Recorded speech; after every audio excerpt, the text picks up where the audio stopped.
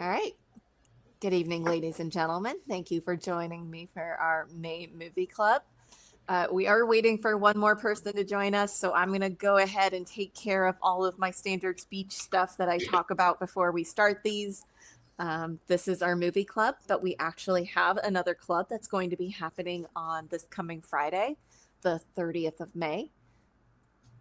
That's going to be our music club. Sorry, I was trying to change a slide. We listened to Fly by the Chicks. So this month for movie, we did Paddington. We also did Fly by the Chicks, which is a country album. So it's kind of been a weird month for us, if I'm being completely honest. I don't know. I kind of diverted away from our usual stuff. So they should be really interesting discussions. And if you'd like to avoid this happening in the future, where I pick things that everyone is surprised by and genuinely upset by, you can actually select suggestions in our Facebook group, which I provided on there. You can also sign up for our club so you can join us on the discussions there, or you can find out about any of our past picks, as well as our future picks, which I will announce our next ones on the 1st. So you can find those there. We don't just do the clubs. We are just a group of creatives that come together to talk about the problems that creatives have and just being creative. We have weekly discussions on this. We also have a writers group that we just recently started. So we have a lot of fun stuff over there. If you're in the Los Angeles area, we also occasionally have, local meetups.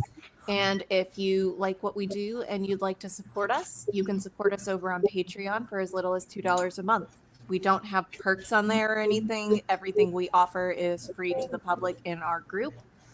But if you'd still like to support us in any way and help us out, support us on Patreon for as little as $2 a month. So now that Tim's here, we can start our actual discussion on Paddington. Oh, he's on. I'm getting like a lot of feedback from somebody, and I don't know where it is. Might be me. Hold on. Let me turn this down. I think it was happening before you joined. Oh, okay. Good that it's not me.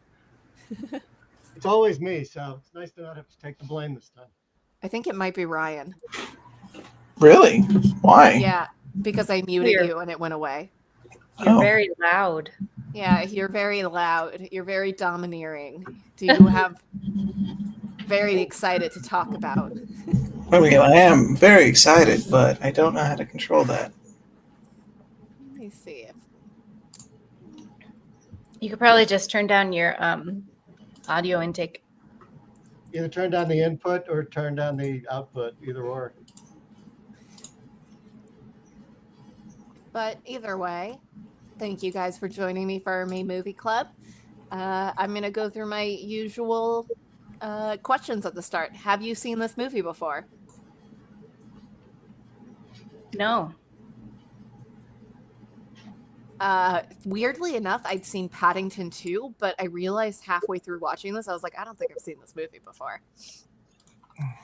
Second question, were you familiar with Paddington Bear before the movie? Yes. Not very. I'm aware of him as a cultural phenomena, children's thing, but not aware of his story or anything. Yeah. I remembered the stop motion Paddington shorts on Nickelodeon back in the day. Yeah, this was actually a really interesting one. So this movie was released in 2014. Yeah. And it was actually a long time coming because Michael Bond, who created Paddington, was very opposed to a live action. He unfortunately died in 2017, so he saw this, and I don't think he ever saw Paddington 2. But he actually did appear in it. So, there he is. He was the gentleman holding up a wine glass at the start of it. Aw. Yeah. Oh, when they're going through London with Paddington looking out the window. Yep. So that's Michael Bond. Paddington was initially created in 1958. He's based Wow. off of a teddy bear that was found on a London shop in 1956, and there are 29 books, the last of which was actually published posthumously in 2018. So I did say that I think this was a little bit of a surprise pick for people. So I wanted to know, did you guys like it? Yeah, I thought it was great. It was adorable. Yeah, I never would have chosen this to watch at all. In fact, I think recently I saw a movie in a theater, maybe in Sonic 3, and there was a trailer for Paddington in Peru. And I was like, that looks so stupid. Why would anyone watch? Why are they making more of these movies? And I started Paddington in Peru today because I liked the first one so much. I was like, I gotta watch them all. But you've seen Paddington 2 though, right? Yeah. The perfect film. It was tied with Orson Welles. What is it? Rosebud. Blanking. Citizen Kane as the highest ranking film on Rotten Tomatoes, and then they found a negative commentary for Citizen Kane, so Paddington 2 overtook it. Interesting. It was enjoyable.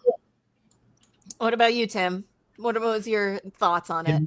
You know, this is not the typical movie that I go to see. You know my taste, but I loved it. I was very, I was doing, the whole Bambi's mom thing at the beginning.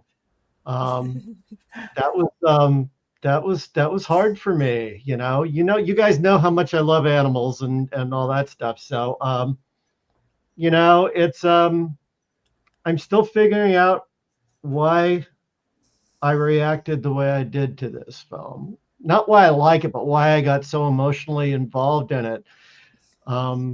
It's very, I don't, I have some idea of why I reacted the way I did to it, but I really have to think about it. It's very strange. I'm in alien territory right now. Good. Yeah. So Paddington 2 made me cry twice. Did you guys come into this with like a little bit of a negative perception because it was a children's movie? Because it was a children's movie, not that I don't enjoy children's movies, obviously, and I love animated films, but like, because I don't know, from the previews that I'd seen and the information that I had about it, I didn't think that it would be up my alley. Fair.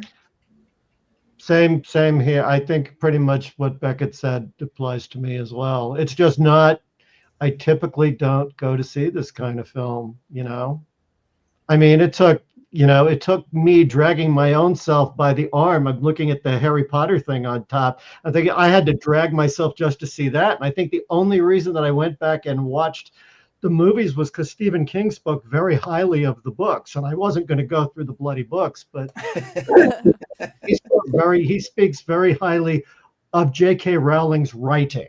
Yes. I will leave it at that. He mentions her multiple times in his book on writing. I had to be dragged kicking and screaming. I dragged myself kicking and screaming to Harry Potter, and this is, but this was even more interesting. There's a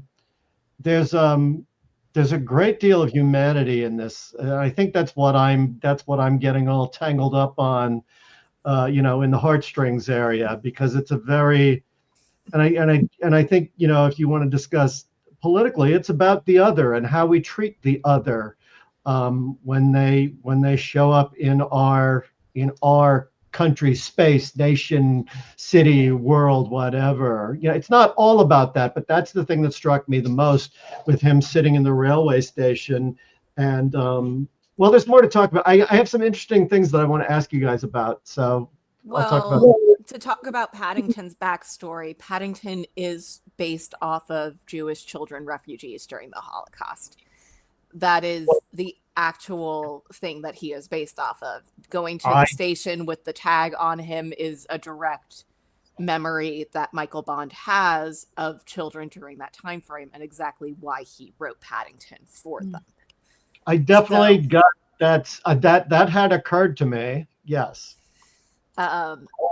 But that does lead into my next question, which was, what themes for the movie did you happen to latch onto? Which, yeah, you talked about the otherness, like immigration kind of thing, and kind of a refugee status thing. But were there any other themes that you guys latched onto throughout the movie? Oh, for sure. Family, belonging, kind of finding your place, fitting in the unfamiliar, lots of stuff. Yeah. Ryan? I mean, I think everyone hit most of the key, I think, philosophical points. To that end, I think they could have done a little bit better job of ingratiating Paddington into the family, because we kind of saw the result. It was a little bit of more show, or it was more say, don't show, of like, oh, he stopped the robber, and now the sister is a fan, right? And he hangs out with the kid, and somehow that ties into building a carnival in his room. I don't know, but yeah. No, go ahead. Sorry. I get what you're saying, and I think because it occurred to me that the father came around way too easily. And I just thinking about it, it's a 90-minute film. It's a 90-minute children's film. I just think you're dealing with that structure in a children's film. You just have to say, okay, the kids will buy it, the adults maybe, but the kids. Oh, for sure. No, like you said, you got 90 minutes. You got to introduce the entire world, and a villain and her motives. I think you also had themes of like colonialism, right? Like he goes there to darkest Peru and spreads British culture. And they adopted that wholeheartedly. They learned that language. They had they speak with British accents. So this brings to what I was one of the things that I was thinking about, and was the explorer Montgomery, whatever his name was, because this is not colonialist thinking.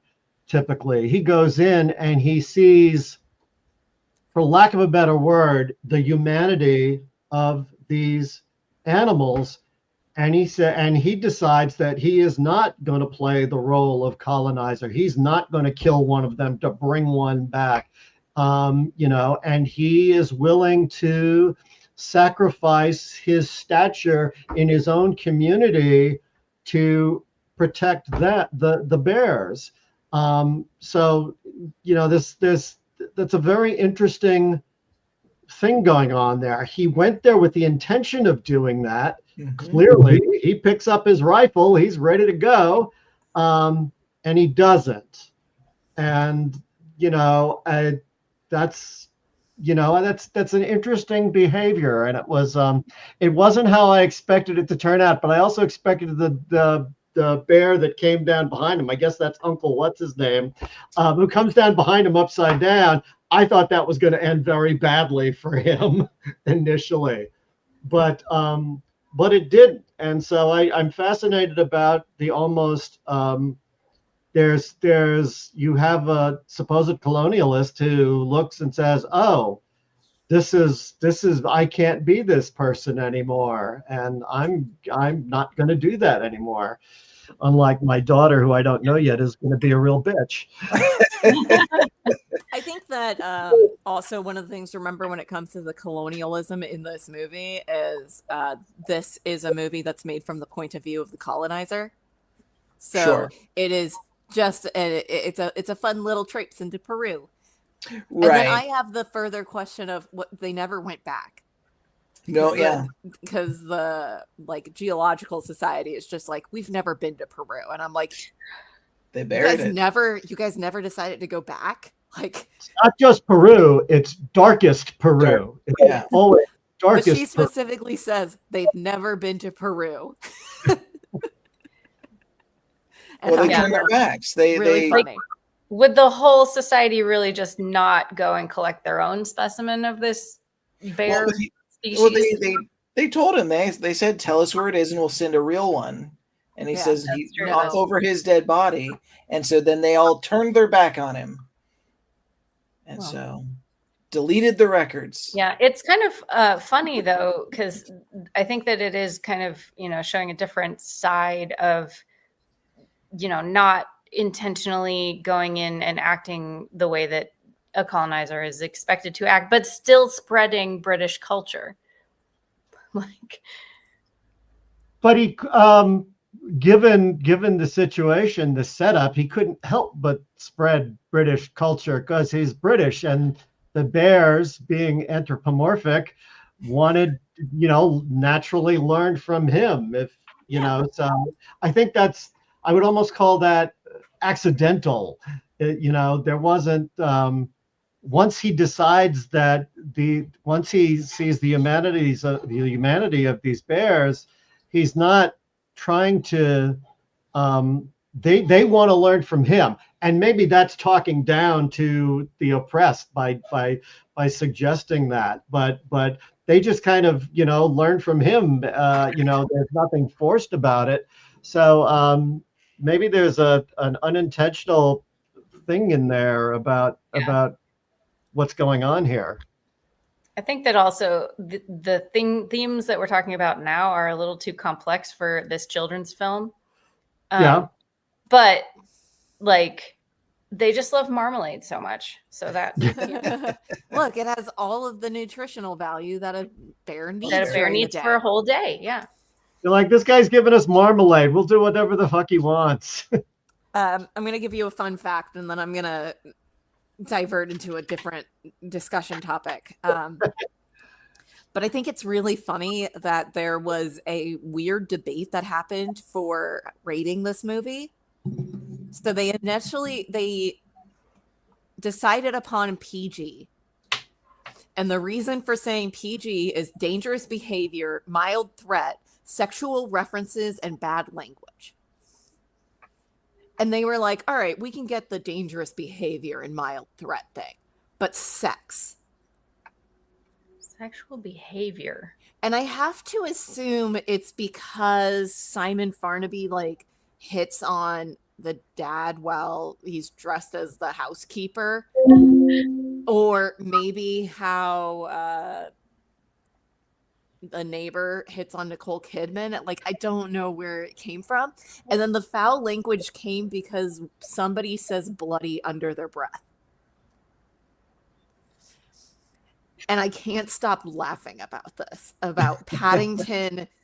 It's just, but somehow the thing that they didn't catch on is at one point, Nicole Kidman just straight up kills a man and then steals his hat. That's just, good natured. But they also, Nicole Kidman, sorry, I'm still getting picked up on somebody. Nicole Kidman learned taxidermy for this movie because I'm pretty sure she just does movies at this point to write off learning skills as a tax write-off. But she also learned knife throwing. And they said that the knife throwing was too violent and cut it from the movie. Well, now I want to see that scene. Right. I don't know if it exists. We watched it behind the scenes. We watched a lot of behind the scenes. But anyways, that was just one of my random fun facts that I have here because I just collected them. While I was looking, I guess I was just going to the Wikipedia page or something, but a headline in the corner I scanned was apparently an interview Nicole Kidman did saying that she wouldn't let her kids see this film because she thought it was vicious. No, she said she thought there was something vicious about the film. I didn't read the whole thing, so maybe I was vicious in it, so I don't know. It just said that the film. She said the quote. Whoever wrote the quote in the headline said that I thought the film was vicious, implying that to an extent I could understand that perspective because her character is trying to murder innocent animals in order to stuff them. So I can understand not wanting your kids to see you like that. Yeah. I wanted to talk about just the nature of it's a children's film, and so the pacing of it has to be very, very specific. And it's very like putting a lot of this information into a very concise world. And I wanted to just talk about that in children's movies and how the 90-minute structure really shapes how the stories are told in like a very concise and clear world building kind of way. One of the things I really appreciated about this film is that it doesn't feel like it's 90 minutes. That's how quick it moves. I was surprised when it was over. I was like, wow, that went really quick, you know? Yeah, I have been thinking as I've been watching through the trilogy, this would have made a really good like multi-episode TV series, which would kind of give it more room to explore some of the things that you guys were talking about with like rushing through plot lines. I just and it meant that I could have watched more of it if it was longer. Well, I'm pretty sure there is a Paddington TV show, and in fact, I think that there was a TV show that came about because of this. Right, but it's not because of the success action, of Paddington. right? Yeah, I don't think it's because, like you said, you knew the cartoon or the stop motion. Yeah, but that was in the 70s. That was Yes. Yeah. Yeah, there was a bunch of recreations of it. 1976, I believe, is the one that you know. Yeah. And they just showed on Nickelodeon. It was one of those like, we got to fill 10 minutes, just throw a. Yeah, and The Adventures of Paddington came out as a cartoon in 2019. But not the same kind of style. It's very clearly meant for a younger audience. Yeah, no, I just mean like if this specific specific trilogy were to be expanded into like a longer series format, I would definitely watch that. They do have plans for 2 more movies within the series. I didn't write down the information on that, but I do know that they have plans for it because it's coming up on like the anniversary of it. Well, they went like, didn't they go like 5 or 6 years between the Paddington 2 and the Peru film? Yes, they did. But COVID. they're trying to release more in the upcoming years because we are fast approaching the 70th anniversary of Paddington. Yeah, it has nothing to do with the studios like, well, we need to make money, so let's just make another Paddington film because that's easy. But also, Ryan and I actually did a lot of watching the BTS. And one of the things that I really like about this, we, a long while ago, had a discussion on my favorite movie of all time, Who Framed Roger Rabbit, and talking about the interactions that the cartoons in Who Framed Roger Rabbit have with the real world. And there's a lot of that going on in this as well. I mean, I pulled up this. Mostly, I put this on there because that CG dog makes me laugh every time I see it. But we watched a lot of the VFX like things for it, and so much work went into just making Paddington look like an actual bear. Like all the hair and all of that was so much work they wouldn't be able to like maintain doing a TV show. A lot of work went into that clearly didn't go into that dog, but Okay, I think the dog's fine. You're very critical of the dog. I do not like the dog. It's a very funny looking dog. But I think they made that dog very simple so that they wouldn't have to work very hard on the dog. I feel like it wasn't made for the screenshots. It works a lot better in action. And I couldn't find the actual, like, a good picture of it. But if you look at, like, the YouTube cover clip, like, they used actual items the same way that they did in, like, they built a lot of things so that Paddington could carry things. At some point, they actually used a body double with somebody that was about the height that they wanted Paddington to be, just so that he could carry plates and touch things in the real world and move them. here they're just using a mop while he's like, so that they'll just replace the mop with him. So there was like a lot of really interesting techniques that they used. It was really also hilarious to watch people in the behind the scenes like hand something to Paddington and then just drop it, and the item just drops to the ground. Yeah, it did. Watching it and seeing how they used some of the CG with practical made me think a lot, because we watched and discussed Who Framed Roger Rabbit in this movie club as well. So it made me think about that, specifically the scene where he licks the girl's face and then she's got saliva on her. Yes. They used a paintbrush. So we a watched the guy background of it. It was just a guy walked up and just rubbed a paintbrush up her face. I always love things like that. So I really enjoyed watching a lot of the behind the scenes of them trying to make Paddington and interacting with like the actual real world. Yeah, I feel like there is less of that in the subsequent films, but that it did stand out to me as like something special about the first one. We accidentally watched a BTS for Paddington 2, and it felt like they were more aware of like limit his space. Like, no, Paddington stands here and everything happens to him. Like, no more of this. Fill a hole, have him walk into the room and like engage with everything. Yeah, that's a shame, because it did feel like he was more a part of that world in the first movie. Mm-hmm. I think it was harder. I think they brute forced a lot of those VFX again, and it was also 2016. So, what else came out in 2016? 2014. 2014. Paddington 2 was 2017. My mistake. So I often think about the movie Frozen and how they had to create the VFX for how their hair moves. And they had to like invent new ways to make the hair look real, to the point where they have way more hair than humans have. And I wondered if they shared some of that VFX, because Paddington's hair looks really, really good. And that's not really something that like prior to that looked good. Frozen came out the year before. So I wonder if there was like a little bit of VFX sharing in that regard. It had very good visual effects for 2014.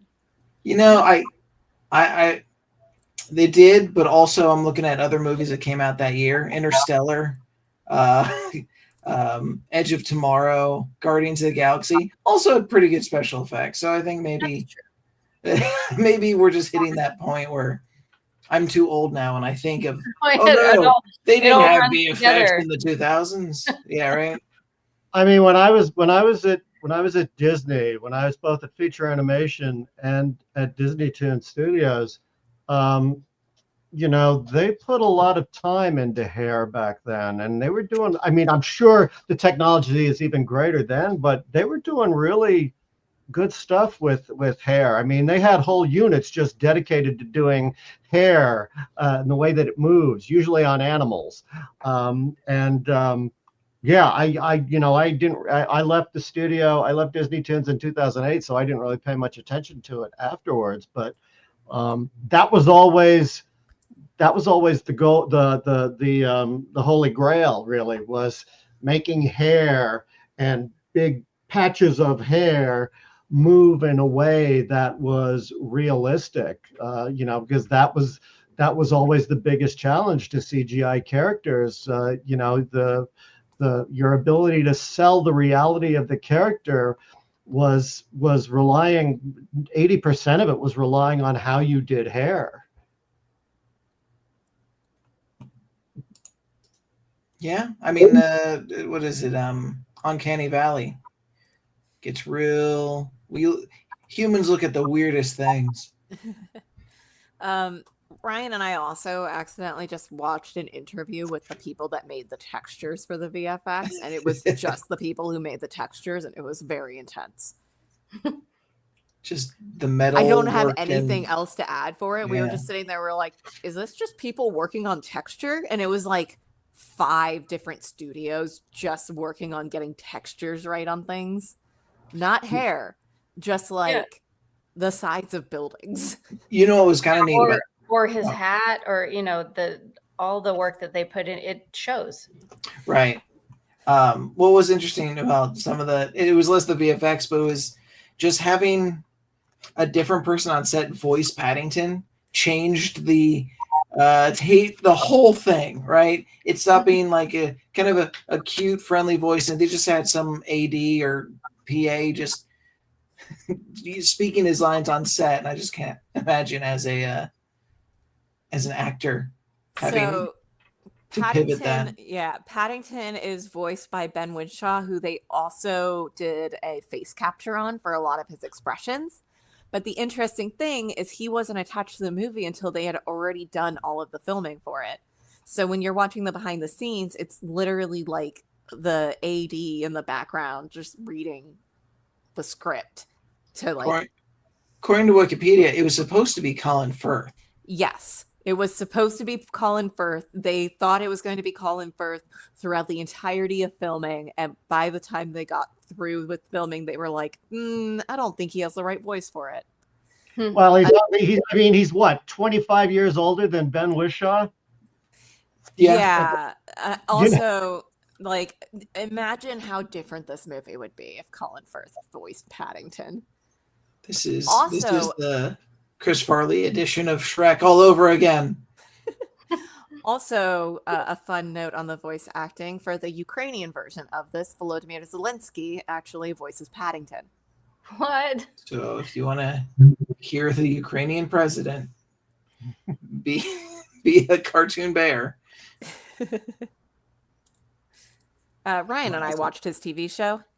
It was all right. Servant of the People. Yeah. I wonder who voices Paddington in Peru, or if they just don't have a Ukrainian dub for it. Because that would be really funny if Zelensky was like, I got to take some time out of this war to go voice Paddington. That would be a little surprising. You know what I just thought? like one of those fun facts that I have where I'm just like, yeah, Volodymyr Zelensky voices Paddington. One of the things that I found really interesting is that while initially in probably the first 5 or 6 minutes, I was thinking a lot about the fact that this was not a real character, that it was CGI, and but after that, the character was so engaging that I never really thought about it after that. It was an engaging story, and it was an engaging character, and I felt when there was danger to him, I felt fear for him, as I would if it was, a human character, which I've got a lot of sorting out to do about my feelings in this film, but it was, it's a kid's film, and yet it had me in a way that any other time I've tried to watch a kid's film, with exceptions, like Lilo and Stitch. I love Lilo and Stitch. But I think if you own a dog, if you have pets, then you totally get Lilo and Stitch. How could you not? But yeah, this just hit me this kind of hit me in the heart zone. It's You should watch the second one. The second one's really good. They have more time to like do shenanigans. They're speaking of like dogs, they really focused a lot on Paddington's eyes, and he kind of has the dog thing. I love it when dogs give side eye. Yes. But he kind of has like the same kind of expressions that a dog has. And bears are canines, aren't they? Ursine. No, they're Ursa. No. I don't think that bears have. Sure. So those muscles, like when dogs do the side eye and like can raise their eyebrows, that is actually something that they have specifically bred into them through domestication to better communicate with people. It's not something that wolves have. And so it's not something that bears have either. So that is something that's very unique to dogs, domesticated dogs. Well, I'm sure as their relationship evolved with us, and they're, how ingrained they are with us, that probably evolved naturally somewhat as well. Yeah. So fun facts for the Paddington movie club is that dogs have eyebrow muscles specifically because people like that. Yeah.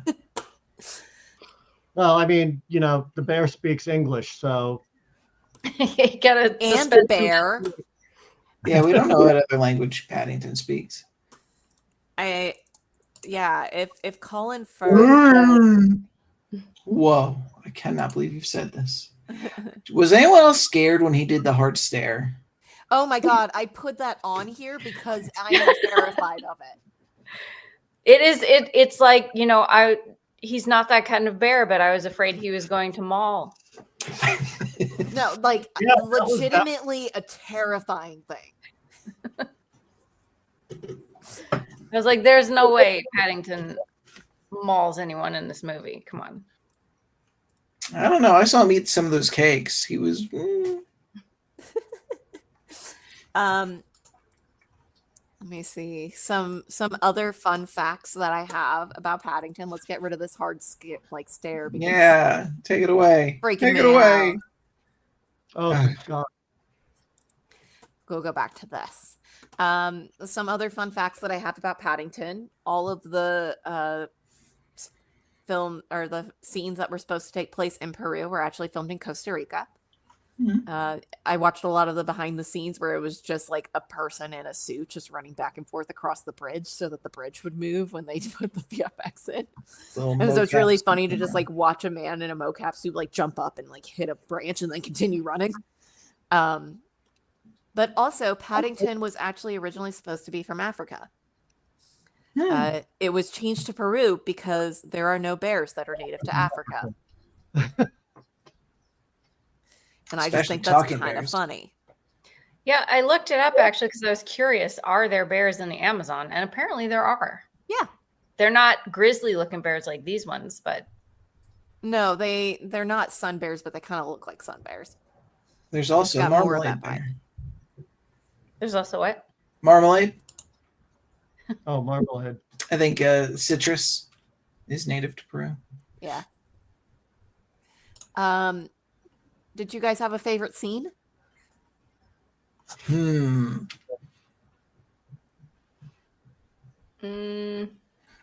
did love the tea train. That's not really the scene, but I did love that tea train. In the same vein, I really like the guard outside of Buckingham Palace. Yes, that scene was adorable. Keeps a bunch of stuff in his hat.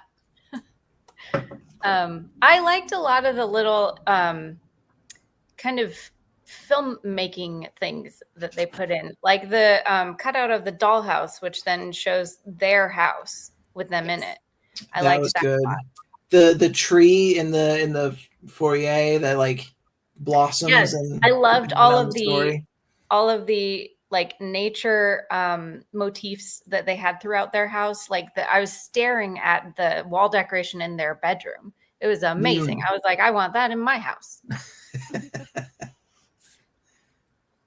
I'm really attached emotionally to the scene when he gets into the train station and just his everything that goes on in that station after he arrives. I just I was very emotionally attached to that. I found that. Yeah, I really like that scene too, and just everybody walking by like it's nothing. Oh, it's just a bear. When they first find him and they come up and he's like, "Oh, there's a bear over there. He's probably selling something." Right, he's lying. There was something that I wanted to ask about, and because this occurred to me after I watched the film, and so the explorer has this. He paints this picture for the uncle and the aunt. You'll always be welcome in London, and he paints this picture of a London that I don't think existed ever. So where did that? What is he? Does he live in a fantasy land? Is it because he's privileged, so he doesn't realize that London isn't that place, for everybody? Where, what was? I mean, I think he honestly believed it. Mm-hmm. So I just wonder where that came from, because that sets Paddington up for the disappointment that he has when he gets there, and it's not everything that the explorer had promised his aunt and uncle that it would be. I took it to mean that if the two bears ever decided to come to London, they would be welcome with him specifically. And then they took it as, oh, London is this magical place where everyone is welcoming. So they kind of spun it into that, where that's not what was intended. Yeah, haven't you ever like met somebody that's like on vacation and they're just like, yeah, come to my home country. Right. We'll hang out, and it'll be like, it just kind of has that vibe to me. I don't know, too. I feel like there might also be some post-war thing, like the whole, no, this is how you find a family, is you get the tag and you go to the church. And maybe there was a little bit more of like Britain stand together post-war, and this is 40 years later, and everyone's too self-centered. Things were better in the old days. The aunt even says that, of like, they will not have forgotten how to treat a stranger. Like, it's very, and it's almost post-war sentiment. It's almost, there could be some of that in there, as well as I think it's just the aunt and uncle bears very much latched onto, this is a wonderful place where everyone is nice. Right. And marmalade flows down the street. Exactly. Like it kind of, and he actually says that in the third movie, or the second or something. I don't remember. I haven't seen the third one, and I barely remember the second. But yeah, I feel like that kind of perception of what London was going to be, that set up Paddington's expectation that was to, be disappointed, was kind of made up by his aunt and uncle more than anything. I imagine that's how most people feel when they come to Hollywood. Yeah. Or anywhere. Like, you come to visit and you're just like, I'm going to see the Hollywood sign, and we're going to go see like the Hollywood sign, Warner Brothers is right there, and and then you come and it's just like people pooping on the sidewalk, and you're just like, oh. Yeah. So I guess people were upset because they thought that Nicole Kidman's treatment afterwards was too harsh.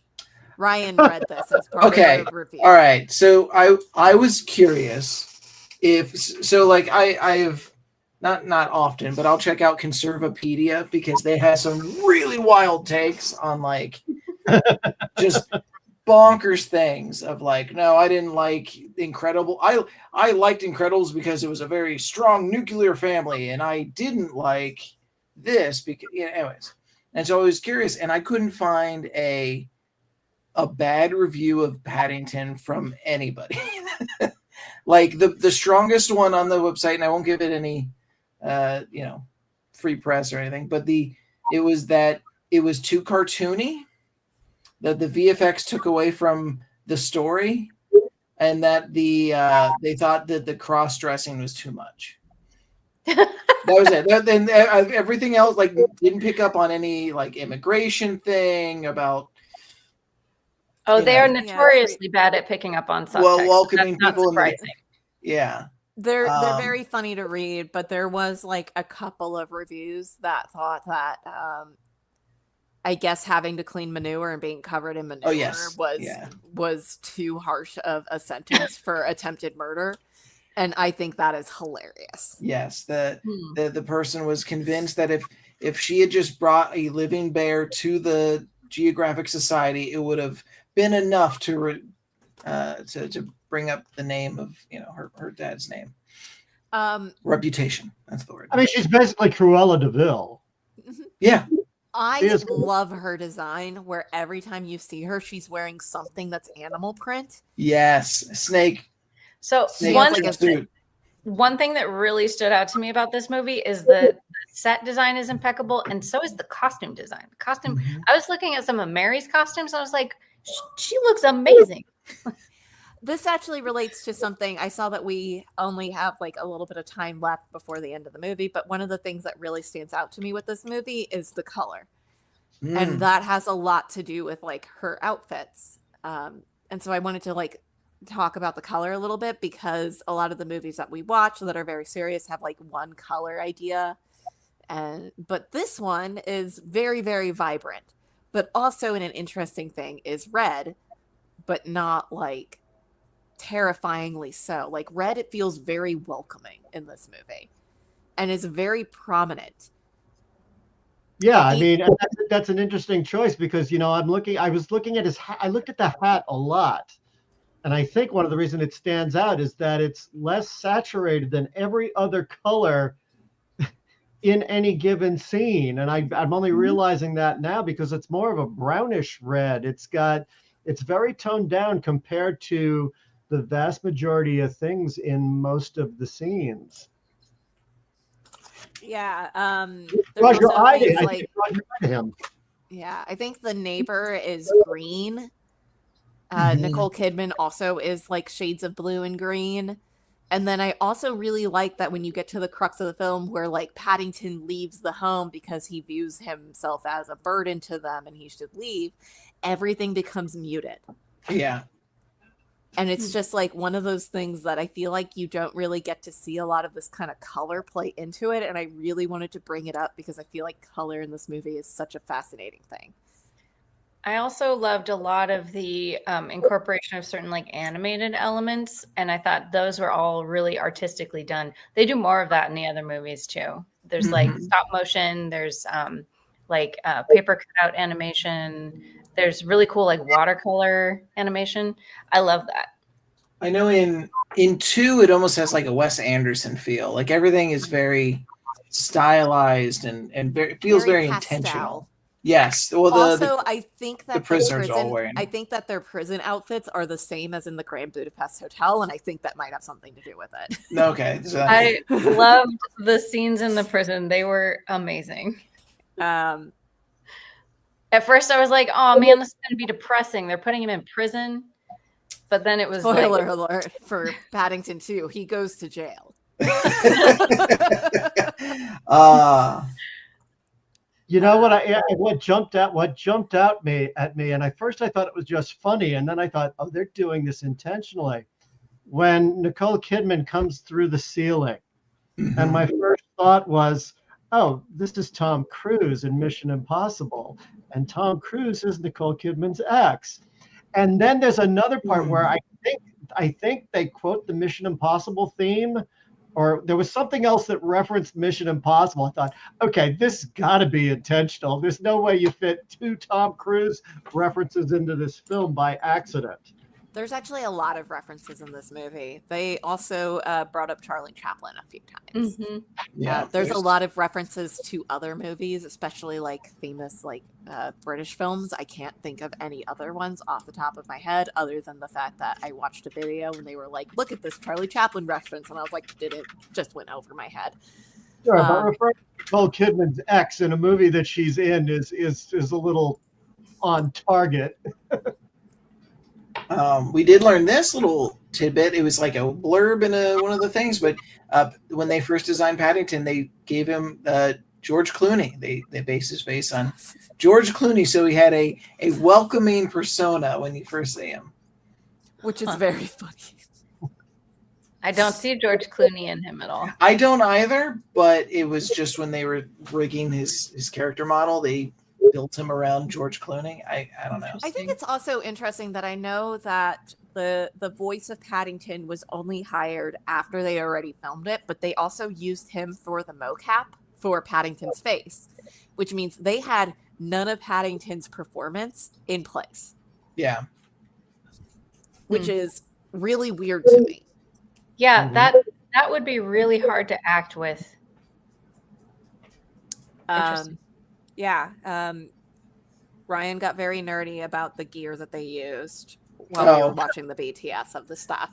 A lot of like robot arms, especially in Paddington 2, where they have to do the same motion over and over again with a CGI thing, and like the strict choreo that people have to go through. So it's just really interesting to me that they didn't. I think have for Paddington in place. I think for Paddington 1, it was more brute forcing the VFX. Like I'm sure they had storyboards and all that stuff, but I think they had to go in and manually rotoscope and remove things.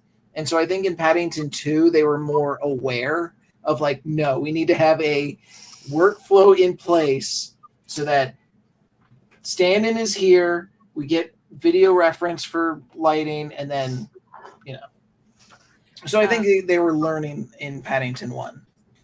Another fact about Nicole Kidman that we learned from the tidbits that we picked up was that she actually is a huge fan of Paddington, which is interesting to me because she's not British, she's Australian.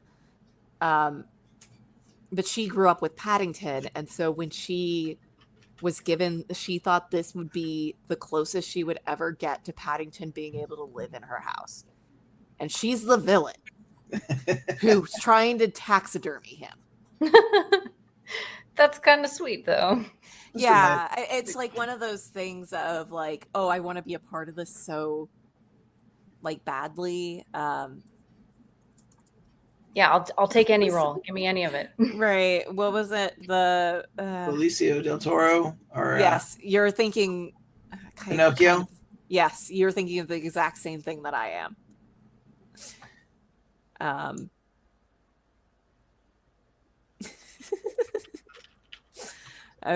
I'm trying to like remember the details of it, but Ryan's on the same page as me with this. Anyways, it was the actress who voices the dog. Was it the dog or the cat? Just wanted to work with the director, and so I think she's like a monkey. She has no lines. That's right, whatsoever. the monkey. And so it's just like a really famous actress just going because she wanted to be a part of the series so badly. She was like, just give me anything. I will play a pencil. It was Kate Blanchett. Kate Blanchett in Del Toro's Pinocchio. Del Toro's, yeah. Wanted to be a part of it so badly that she was like, I will do anything. And she any role that has no voice lines in it. It just kind of makes grunting sounds. Hey, but that monkey gets a character arc. Yeah. So Nicole Kidman got to be the villain in her childhood. I was so happy when Peter Capaldi's character grew a conscience. I hated the idea of Peter Capaldi being this bad, ugly person. And so when he grows a conscience, I was so bloody relieved. It's not so much that he grows a conscience. Speaking of like the immigrant thing, he's like, oh, I thought you were going to send him back to Peru, not stuff him. Right. Like this is a bridge too far. I want him gone, not dead. Yeah. He does become unlikable again in the second movie. Well, yes. And I even think in the first movie, we didn't get a lot of screen time with him as the like foil for Paddington. Like we just see him being grumpy, like I think he says bear a couple times, but like, yeah, he was, again, too short. We are coming up on an hour here, so I do want to make sure that we cover any topics that anybody else has. I did not expect this discussion on this movie to be this, like, I had no idea that much time had passed already. One thought that I had earlier that I wanted to mention was actually not related to Paddington, but Stephen King has definitely changed his stance on J.K. Rowling. Yes, he has. Well, we've had a lot of people have. Yeah, we can have this discussion another time. We've had this discussion on many things, but like trying to separate the art from the artist kind of deal is definitely a thing. So, any final thoughts before we log off for the night? Solid film. If you haven't seen 2, go see 2. I haven't seen 3, but it's on my list. Yeah, it came out last year.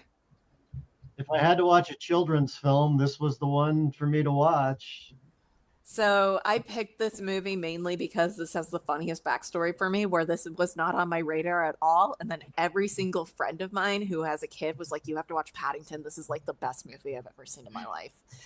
And so I was finally just like, I guess I have to watch Paddington. Well, it would definitely be really fun to watch with kids if I had them. Right. When you put this pick out along with the music pick, you said part of it was to try to piss me off. I even said that before you got on the call. It's true. Yeah. No, you failed. Well, I don't think I'm trying to make you mad. I think I'm trying to get people to go outside of their realm. Because I have had a past with these clubs where a lot of times people won't join them unless they already like the thing that I'm like that's being presented. So I'm really happy that I'm finally getting to a point where people are willing to expand their horizons a little bit to discuss things that aren't usually on their radar, which is a huge point of why I started these. Well, and mission accomplished, because I never would have chosen these movies to watch, the first one or any of the others. Like, just my perception of them was that it was not my kind of media. And so thank you for expanding my horizons. And I love these films now. So sometimes you need a good kids movie to just help you cry and learn something.